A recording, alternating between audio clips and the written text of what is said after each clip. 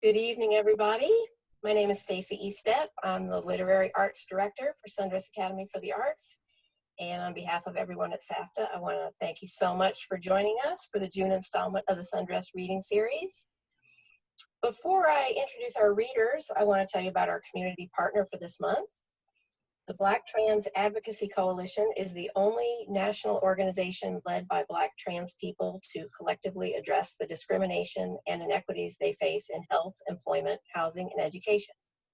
All money raised from this reading will benefit the coalition's Black Trans COVID-19 Community Response Fund, which provides the transgender community with rapid response funding for emergency food, shelter, utilities, transportation, and healthcare, as well as free care packages that include life-saving PPE, personal hygiene, and safe sex supplies, and referral to resources for our most vulnerable populations at their point of need during the coronavirus pandemic.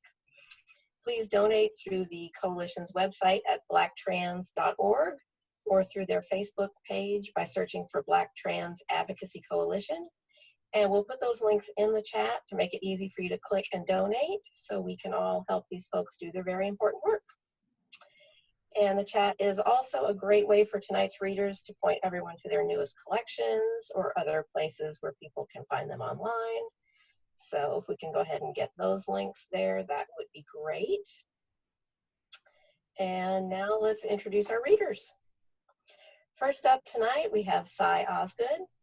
Cy is a queer poet and witch living in Wisconsin. They are the author of several chapbooks, including Cynthia, forthcoming from the Magnetic Field, and Girl Tramp from Horseless Press. Their work has been featured or is forthcoming in Twang, Bayest, Gritty Silk, and The Operating System. You can find them online at silencemaryroads.com. Please welcome Cy. Hi, everyone. Sorry, I didn't have the link to the Magnificent Field ready, so I'm gonna put that in the chat later in case you want to check it out. But let's see. I'm gonna just be reading off of my computer screen because I think it'll make it easier if I don't have to like watch myself do it. So if it looks like I'm looking through you, that's why. Okay, so I'm gonna read from a couple of long poems, and the first one is called Cynthia. It's the chapbook coming out on the Magnificent Field later this fall. And this poem was constructed out of language that I pulled from my maternal grandmother's journal that she kept in 1963 during a particularly tumultuous year in her life. And the process of making it has served for me as kind of an exorcism of this ancestral attachment. So, yeah. Cynthia. I wake up tense and unkillable, a victim of my own vast curiosity in a world designed to instill me. Please, far bloody abroad, go on along. An end to the self-indulgence of wanting to be liked. The volume unmarked except for a deletion. The girl on the telephone who kept on talking out in the hall and seemed utterly disinterested in the whole process. The terror of spending an evening appearing heroic in the eyes of the bystanders, renounced each fighting not subjection but destiny, largely controvertible the nature of a hero. So, what comes to the hero who has not been killed? His capabilities instead realized, so wisdom, two ways.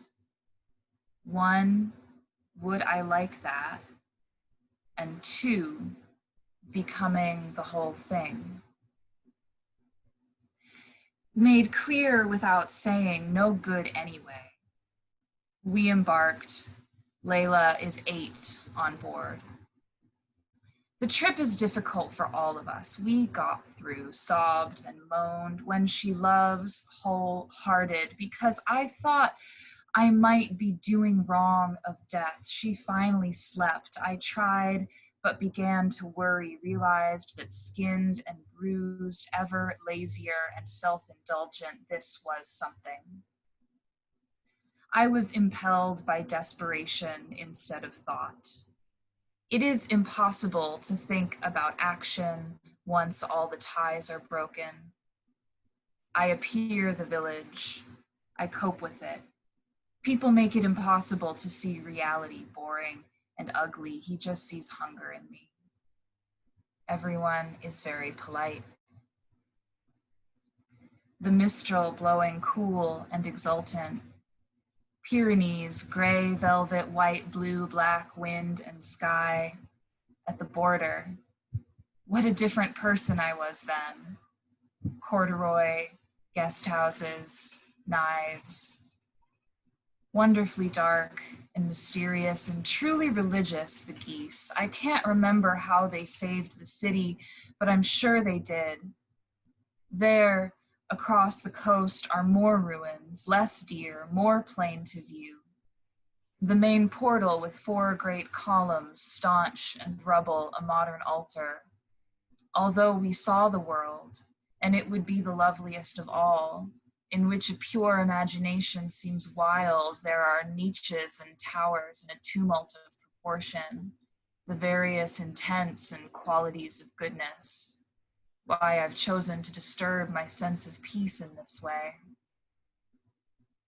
Now for entirely different rules. There are none. I'd find him a horror, but not at home.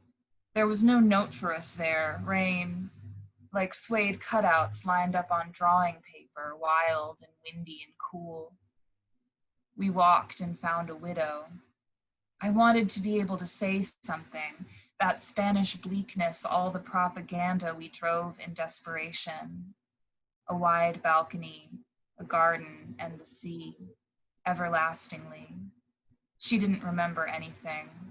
She suffered terribly without words, said she had been neurasthenic, her daughter gone to California. In the carriage, I had a sudden real understanding of what a woman is. I slept very badly. Here, you're a real person. They'll probably get over it. To express admiration does not involve a commitment. Perhaps that's what's the matter. I was plagued by a dream I hadn't been invited. Abstractly, I'm honest, if not necessarily honorable. My toes or my eyebrows are going all the time. I must learn to act as if I had a husband or something. I awake thinking there are no widowers because women never die. All viciousness quietly frustrated, it is a beautiful sight. Open, flat, loved. The amphitheater is in ruins, though very imposing, even overgrown with grass and many of its walls fallen. The light was pure and yellow, the sides of the stream shaded by willows. A large head of Bacchus, Perseus with Medusa on his breast, all the most popular birds of the countries conquered by Rome. The land is fertile. Mary seems to think I'll be here longer than a year.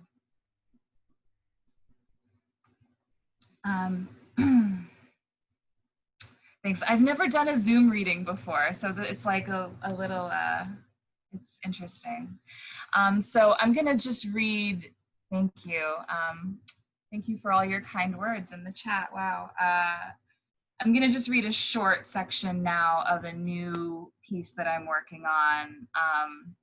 It's called Warning, and as I was starting this, I was sort of thinking about 2 things that didn't seem related to me at the time, but then I sort of figured out how they were through the process of writing this, which is the 1996 Sandia report, which is a report that was put out by a group of scientists around this idea of creating long-term warnings around nuclear waste burial sites. So the idea was that they had to create something that was going to be recognizable beyond any particular language, because the impacts of nuclear waste might exist for so long that any written language would become obsolete. So there is some language in this poem from that report. And the other thing that I was thinking about was the story of Lilith, and kind of Lilith as a figure in Sumerian and biblical mythology. So she's not super featured in this section, but it is kind of in her voice. So, okay. Warning. This place is a message, as though the body wouldn't remember, like the sparrow here shaking on the first warm day. Fear is its own language, its archive embedded. We know what we know because someone told us, because we've been here before, and because the body has a way to survive it. The body shakes to remember what was buried here. A part of a system of messages carved in clay, the land speaks its history.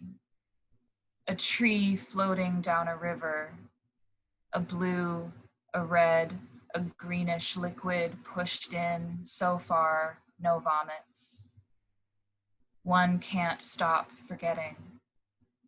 Are you sure of anything? Death, yes. There is no fate other. We drive on roads every day. They take us like we long to be taken, like we were made, machine, rib, loosed, plaything, and nightly unmade, the one who names called them veins, the roads, arterial. Replace my blood with tar, she said. I breathe, I breathe, I breathe. Pay attention to it. That is an act of faith. There is no other way to know when it all falls down but feeling. There is no other way to open than the wind. It's quite simple just to lay there with the thaw. When you grow up, don't you want to live to see the spikes protruding through the grid? Don't you want to see the light break?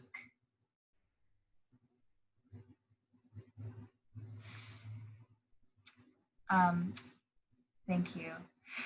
So at the risk of running over, I'm going to read one more short little thing, and I think I have like one more minute, and so I was really excited about this because Elderly magazine is putting out the special issue called End Capitalism Now, which is going to be coming out, I think, in like a week or two, 4th of July, I believe. I could be wrong about that. And I just wanted to share with you the piece that I submitted for inclusion there. It's a short one. It's called How Do I Live a Holy Life?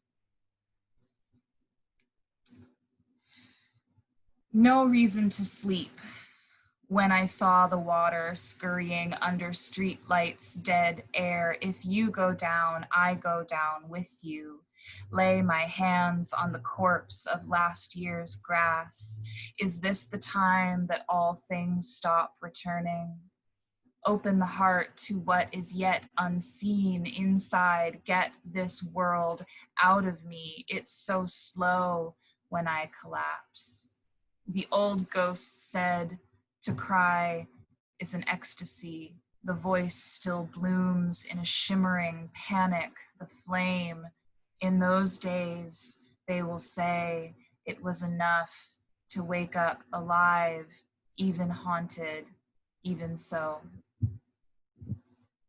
Thank you.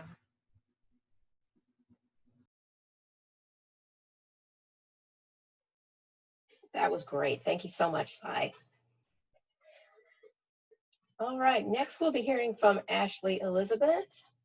Ashley is a writing consultant, teacher, and poet. Her works have appeared in Rigorous, Yell, Shout, Scream, and Swim, among others. Her chapbook, You Were Supposed to Be a Friend, is forthcoming with Nightingale and Sparrow. When Ashley isn't serving as assistant editor at Sundress Publications, teaching, or freelancing, she habitually posts on Twitter and Instagram at AE_the watching way too many dog and food videos. She lives with her partner in Baltimore, Maryland. Please welcome Ashley. So, hey everybody. Thank you for that introduction. I always forget what I write in my bio, so it's really fun to hear it back. And also the book is out now, so that's also exciting. So I'm gonna be reading a few different poems, some from my collection and some not from my collection.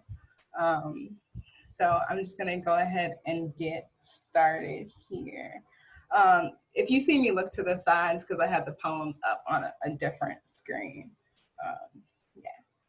So first poem, Not What We Expected. Y'all must be hearing heavy hymns hummed by ashen ghosts of the ancestors toiling to the horizon. What y'all expect when you tiptoeing onto old plantations. These tour guides tell the truth, whether you can respect it or not. Truth consists of firecracked whip, strange fruit swinging from trees, bloody hands from picking cotton, bloody backs from cracked whip, Blacks being bought and sold, Black family torn apart, bounty on escaped Black head, Black baby as alligator bait, broken bucks, branding, belief in Black inferiority, but belief in Black superpowers, Black blood, innocent blood, blood in the soil. The blood is on your hands now. The anger is in my veins now. Don't be mad they stopped sugarcoating this shit. Be mad they ever did. I never got the sugar-coated version, but I often wish I had. Y'all expect the best out of your ancestors, but I know better, because I can only expect a few things out of mine.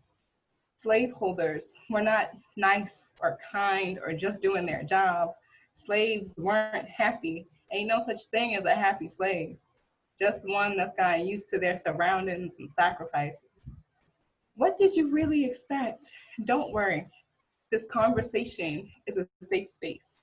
It's okay. Be honest. You wanted white savior stories, but ain't nothing honest about that.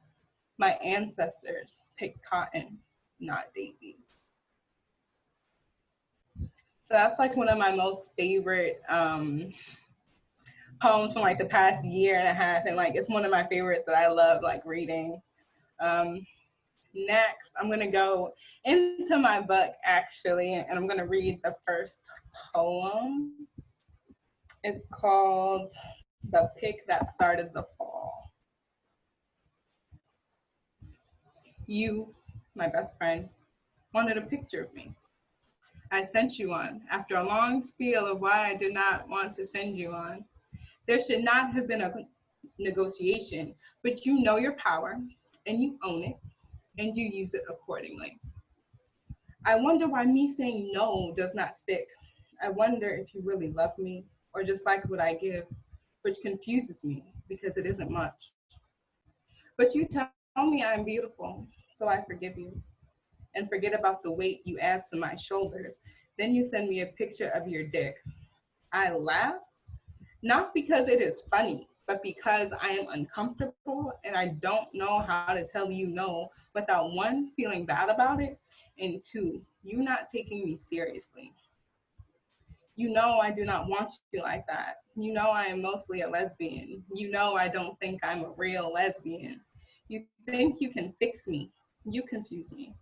I confuse me. When I talk to you, my voice should not waver like an old record. It is clear I have let you rot in my ribs for way too long. This needs to stop. You are hurting me, and I am letting you. I do not want to anymore. So this manuscript is about a relationship I had with obviously an old friend of mine. So I'm going to read a few more pieces from it. I think I still got time. I'm going to move on, kind of keeping with that same theme. Non-reciprocal. I am a giver, even when I have nothing to give but body, exchanging sex for secrets and pieces you don't want to give. I expect you giving back.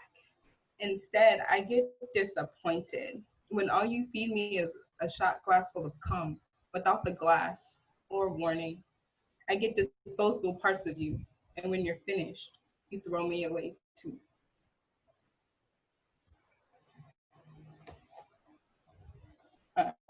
Yeah, so like this is also my first Zoom reading, so this feels weird, but it's so great. I'm so happy to be here with you guys. I'm gonna read two more from my manuscript and then two other ones. Oh, thanks, guys. um, so this is wanting. Oops. I want to be drunk so I don't have to feel. I don't want to feel you. I don't want to feel this uncomfort, this hate. I don't want to hate you, but I hate this, and I do hate you. I hate that you love me, but you don't love me. You love the space between my thighs, my soft skin, the idea of having a girl that loves you for you instead of for your thickness, your humor, your laughter full of stars instead of the way you hold me like I'm China. You kiss me like I'm China. You love me like I'm China. I'm not China. I will not break. I will not crumble.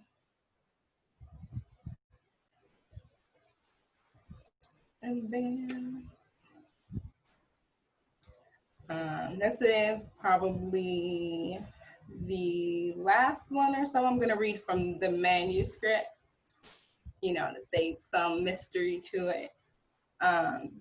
This one's called Plantation. It is always when I'm trying to shovel you out that you plant your feet in deeper. And instead of scaring you away, you're welcomed back in like a hero, given a pair of gloves and told to handle things gently. But I don't know if you can, Mr. Scissorhands. Do not pick my garden apart, searching for something I am not. There is no watering hole here. I didn't dig myself up to be ruined by rainstorms or dogs or people who want to bury their demons. I have my own demons, and I am not susceptible to nomads, and I cannot feed from empty mouth or hand. If you are looking for a safe place to sleep, you have picked the wrong place. I am barely enough for me. Stop trying to bury yourself here.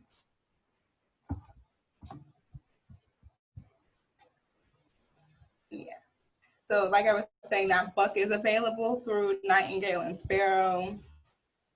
Thank you to Juliet, who graciously published this. Love her so, so much. And I'm gonna read two more poems once the computer wants to work and scroll down. Okay. So this next poem is kind of tied to the first poem that I read tonight, about plantations and about how people visit them. So if you, like last year, last school year, the fourth graders in my care were, their field trip was to a plantation, and they came back not so happy, very much scarred. While their teachers, I was a guide at the time, while their teachers were too happy to have gone to this plantation. So this poem is kind of a response to that. It's called Black Hands Pick Cotton in 2019. When teachers think field trips to plantation and cotton field are great ideas for Black students, I know their ancestors were my ancestors' masters and scarred their backs heavily, were the ones ripping apart families for profit or pleasure or both. These teachers are also the ones that say, if we don't learn from our history, we are doomed to repeat it, doomed for one community to merely exist as footholds because of the color of their skin. Oh, I want to laugh at these white women loudly in their faces and cry. They are doing this now and don't realize it. Don't see our children as more than poor, slang-speaking, pant-hanging thugs. Why bring an anger they already have to a boil? The anger is in our DNA. The anger is in my blood. We Black people don't need no reminders, never have. All we need is a conversation with our grandmothers to relive it. And our children don't need to be auctioned off, even in jest, in well-meaning dialogue. So your white kids then, we're not property nor playthings. We people do not forget this in the haste to dehumanize the Black body, to break Black boys. Don't worry, our children will learn their history of pain and adversities and truth, but not like that.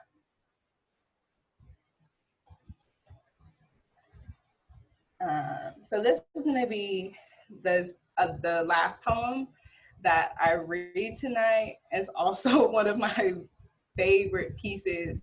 Wrote this a couple years ago. And so y'all know how in school we were supposed to, stand for the Pledge of Allegiance and say the Pledge of Allegiance every day.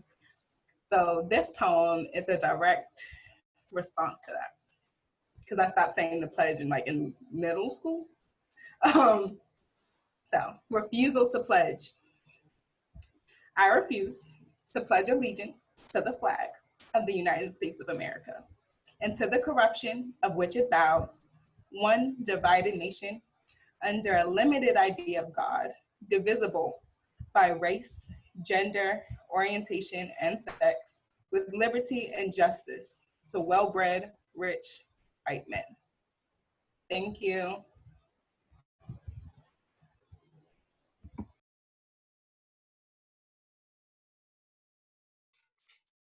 Wow, thank you, Ashley. That was great.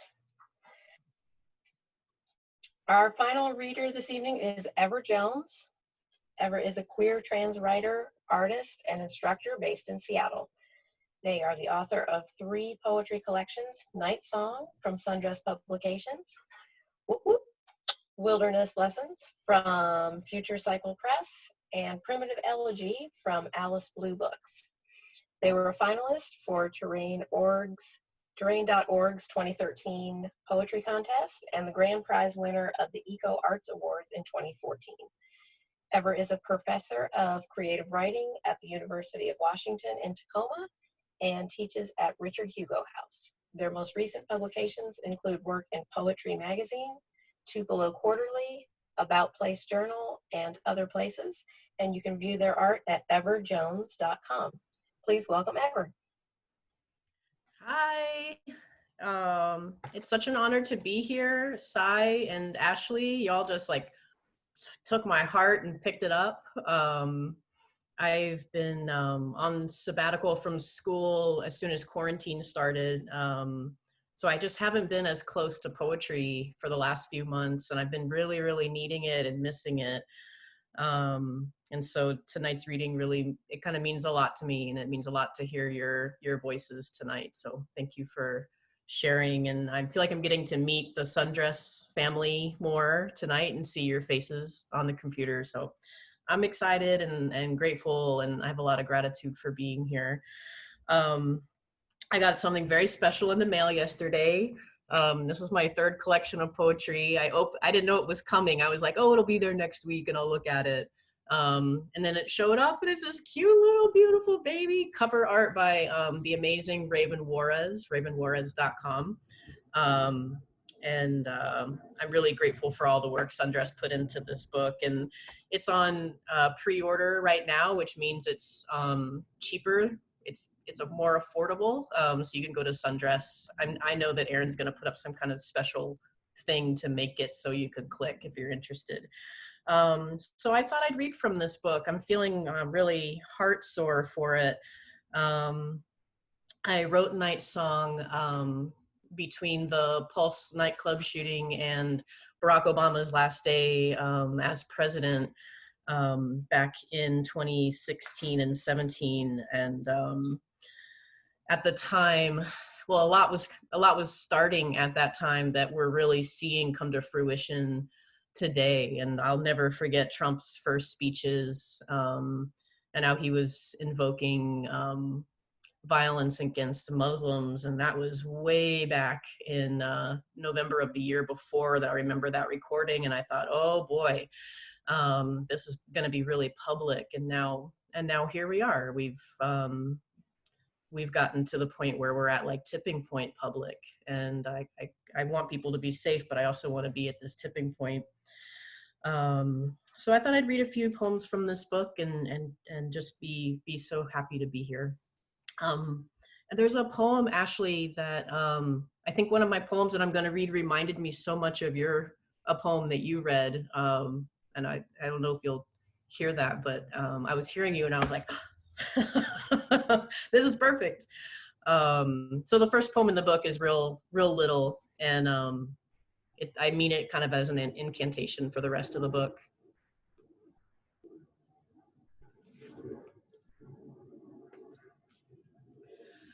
Gnats made of light cast spells in Sycamore's stadium of needles.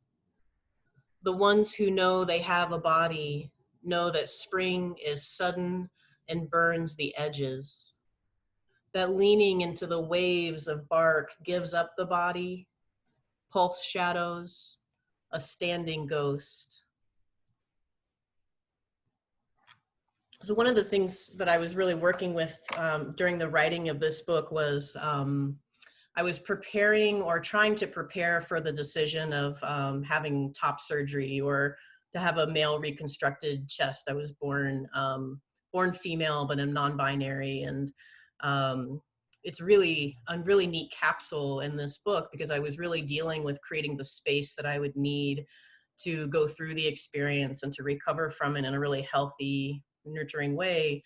And since the publishing of this book, I've had top surgery and now I'm on the other end of it. So it's really, I feel really beholden to some of these poems. So the next few are gonna kind of be with that theme.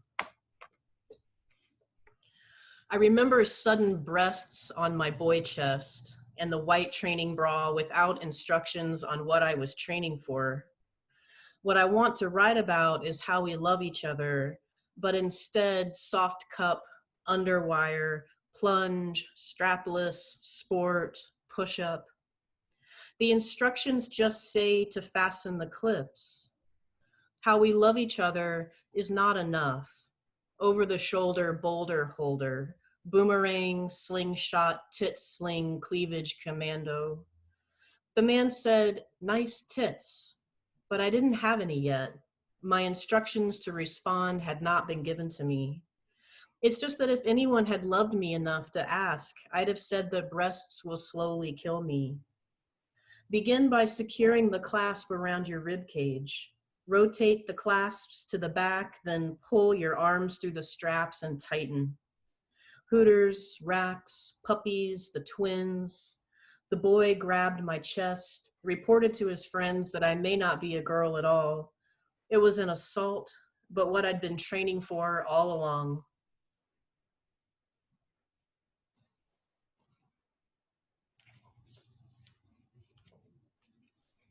Oh, thanks.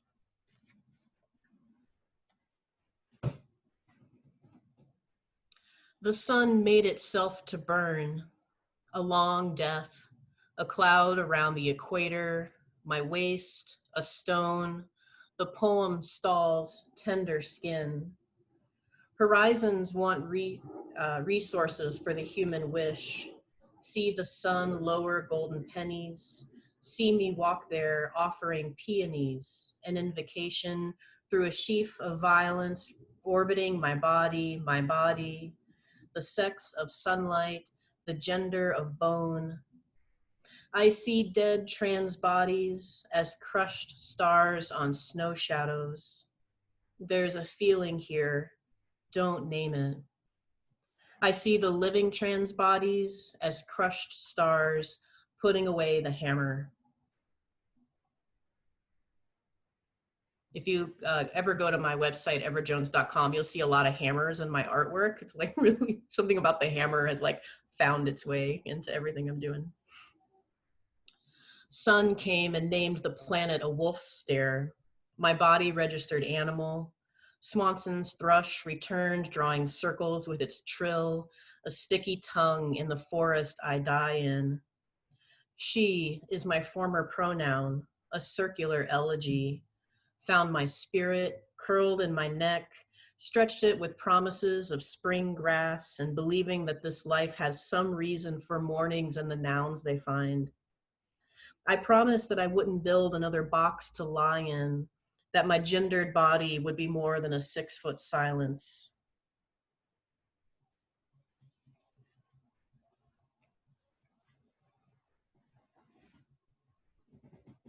Interrogation of swallows between the sky and I, a trans noun, a bird, a taking, an acceleration of emptiness between my breasts, a lament. I see wildness as a quality close to death. The barnacle shell carved of its last dead pieces inside me teaches the seaweed how to live. When they are no longer there, my breasts, I will sing love of their elegy, memorizing the chest-length scar as a necessary violence, a hole so hollow a howl crawls in.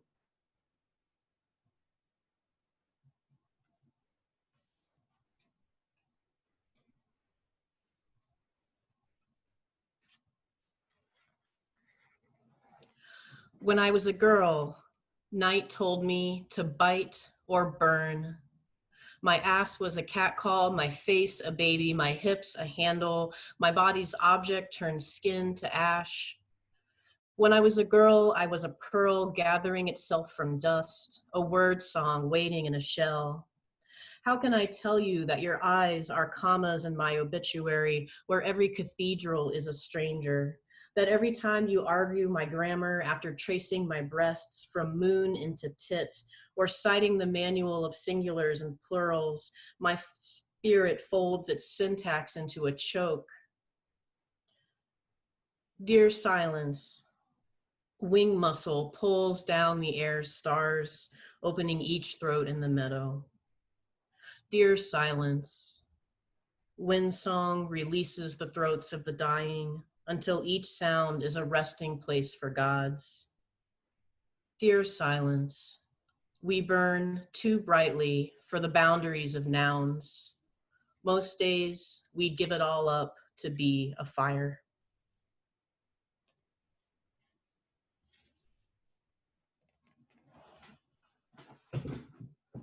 Got some sunshine coming in now. Some new, got some horizontaling. I think I'll just read 2 more poems, and then I'm interested to get to Q&A, and I want to hear more from Ashley and Cy. Under the plum tree, a red lineage spreads our history with pulp and skin.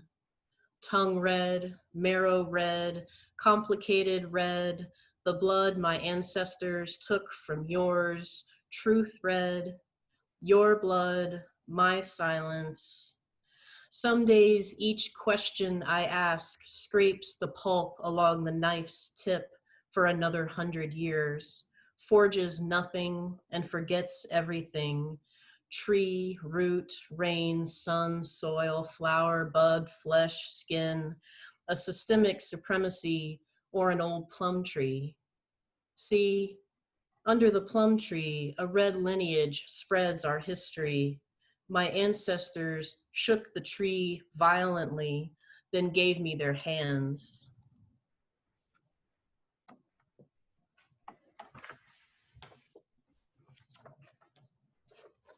think like ancestry is sort of our big theme tonight,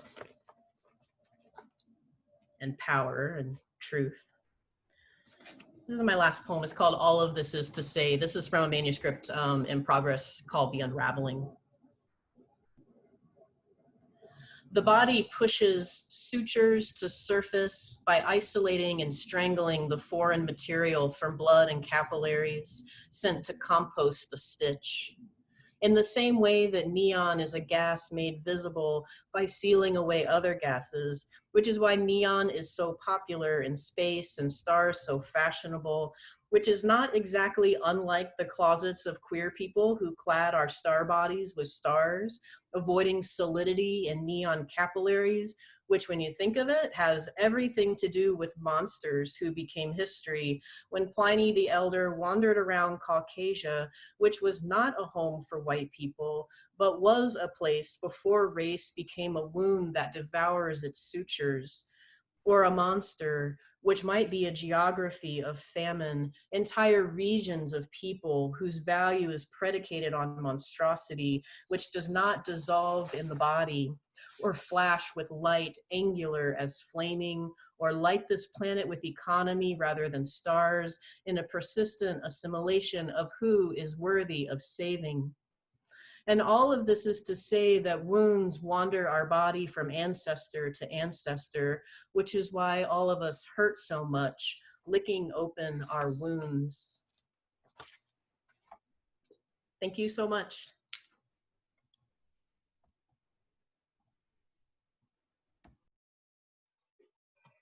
Fantastic. Thank you, Ever. That light across your face is just really taking it to another level there.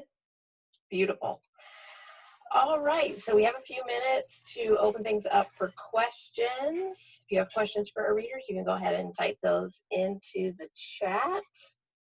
Let's see.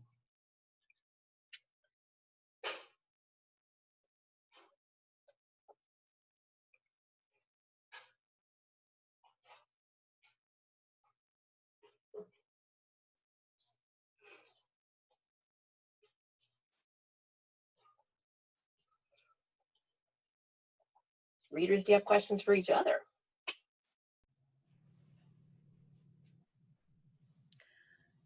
I guess I would love to just listen to Ashley and Sai talk a minute about sort of like that moment when you found poetry and you knew that it was like a part of your heart and your life, and you had to do it, you know, like that's what James Baldwin says about writing. It's not a choice, you have to do it. I just would love to hear that after hearing your poems, if you're up for it.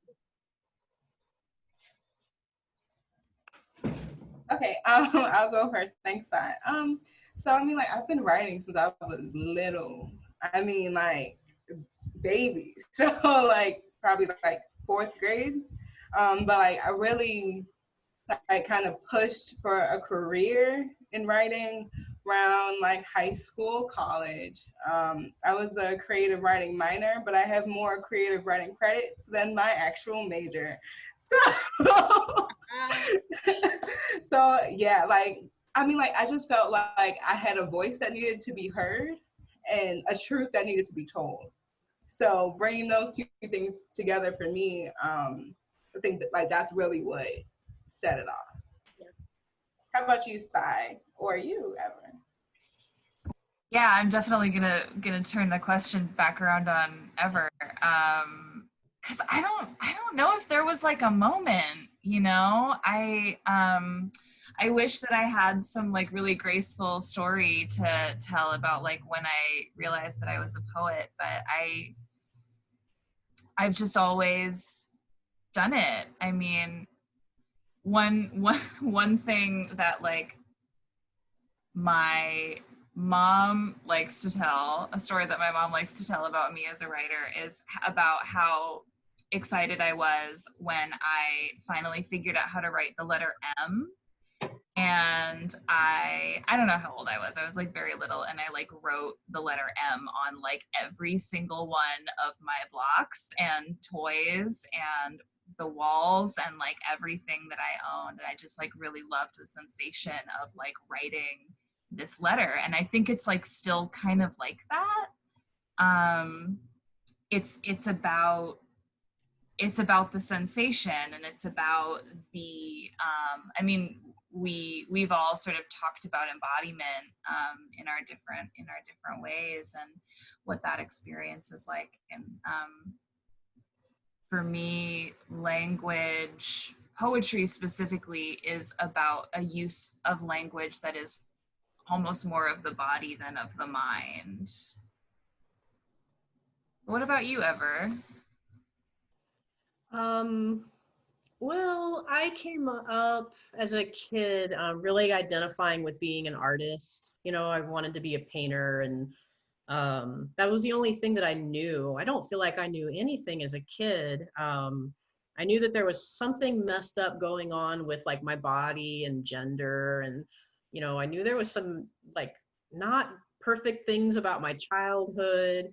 And then I just kind of I had a big retreat. I retreated around the age of 8, and I stayed pretty retreated until I was in my 30s. And it was in my 30s when I found poetry. I'd been painting for a while, but it was a very interior process where it's like, look at this interior thing I did and enjoy it or something. Whereas poetry felt like a way to connect. That was badly needed for me. And you know, I hope the poetry that I come up with or comes through me feels like something that is more of a shared process, right? Because I feel like the reader is always creating the poem as they read it, right? That's one of the cool things about reading poetry, is that you get to put your body into it, right?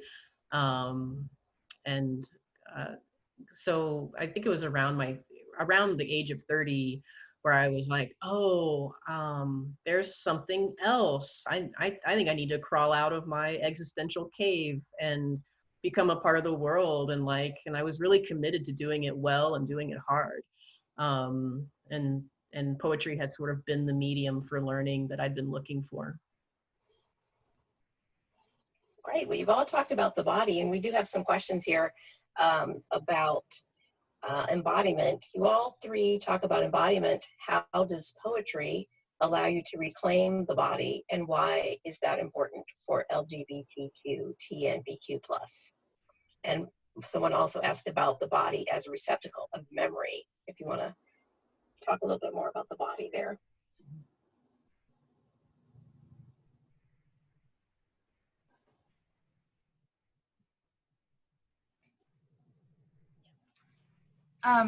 I can talk about the body as a receptacle of memory. I don't really know what reclaiming the body means. So I don't know if the person who asked that question is interested in elaborating a little bit, but in the body as a receptacle of memory, to me, I mean, I'm a childhood trauma survivor, as I think that most people are, whether they know it or not. And I mean, again, we've talked a lot about ancestry and where I come to that from, I guess, is an understanding of ancestral and generational trauma, and how that those dynamics that have been passed down in our families and ways of being in the world are directly linked to the systems of oppression that organize the ways that we relate to each other and create so much violence in the world, and always have, and they're in our bodies, right?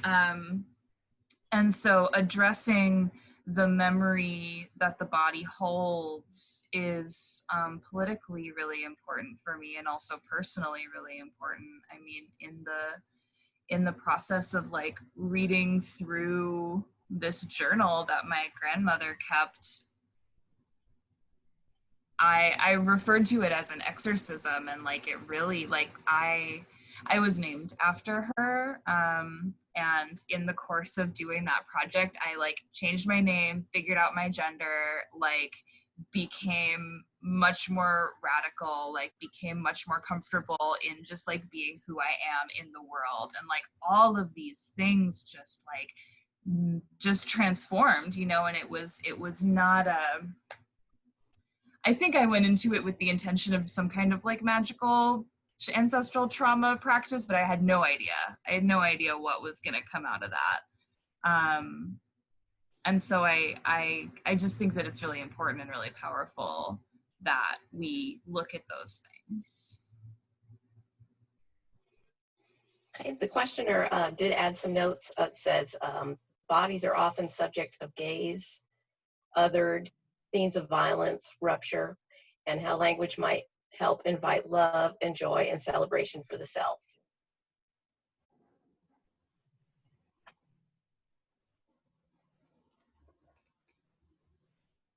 Well, I'm waiting for Ashley to unmute because there was a poem that she read where I was like, oh, I want to hear more. You know, you had such an articulation about truth going through your work. And I was thinking about that in relationship to the body and power too. But, you know, I loved what Sai was talking about. And I think what's interesting in the question is how language might help invite love and joy and celebration for the self. And I think it goes all ways, you know, because like language, for so many people and in so many different ways is such a harm. It's such a violence. The gaze is its own violence, whether it's the white gaze or the straight gaze or the straight white gaze.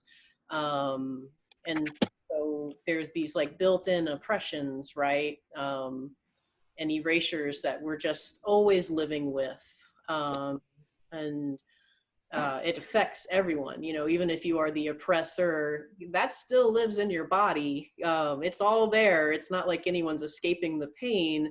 It's just that some people are in it and some people are avoiding it, but the toll on the body is there. You know, the body is memory, I think, right? And for so many people, how do you get to know your ancestors? Sometimes the best thing you can do is just connect with your body and ask it, you know. And that's where I think we start getting into like celebration and joy, is like honestly and truthfully understanding what your history is, what your inheritance is, what has the last 200, 300, 400 years of your life possibly looked like, because a lot of folks don't know. And in that, I think you start to find like the connection and celebration that's outside of the gaze, but it's like kind of connected in this like profound way. Yeah. So I kind of think of it as like from a few different lenses, right? I think about it as a woman, and then I think about it as a Black woman, and then a Black queer woman, and like what all of these things mean and like how they all go together, or you know, sometimes don't go together. So like from one lens, like biologically speaking, all the cells in your body are completely replaced after 7 years, right? So essentially, you are still holding on to things, even if you don't realize it or not. And sometimes I particularly use writing as a way to kind of get that stuff out as I can. And that's kind of what a lot of my book is about. It's about like getting that pain out so I don't have to like keep it inside of me, and I can move, you know, towards the joys and the celebrations and the love, how I can move forward, period, like in life and relationships. Like I have a wonderful partner now who is amazing. But I mean, like overall, like that's kind of like how I see it. And then like also like you were talking about with the inheritances, like I know who my mother is, right? I know who my grandmother is. I, in theory, know about who my great grandmother is, but that's about where it stops. So it kind of like not knowing does also do more trauma to the body, because like I have to imagine who they could have been, like, and who I could have been had my life been different? So I hope that answers the question. I kind of went off a little bit, but I hope that answers it. Thank you. Thank you. All right, well, we're about out of time, so I'm going to start wrapping things up here. I want to thank everybody for joining us. On behalf of Sundress Academy for the Arts, I want to say thanks to everyone for coming and supporting the arts community during this crazy time of social distancing. And thanks especially to our amazing writers. And please be sure to check out the chat where you can find links for all their books and find a link to donate to our community partner, the Black Trans Advocacy Coalition. And I want to invite you all to join us back here on Zoom on Wednesday, July 8th for a poetry writing workshop called Poetry of Stillness, which will be led by Danielle Hansen. That'll be at 6 o'clock on Eastern Time, 6 p.m. Eastern Time on the 8th of July. And she's going to be focusing on finding quiet, small moments of beauty during the pandemic. So please join us for that. And then on Wednesday, July 29th at 7 p.m. Eastern Time, we will be back here for another installment of our reading series. And our readers will be Jung Hai Chai, Lexi Bean, and Esteban Rodriguez. So we will see you then. Thanks a lot, and good night, everybody.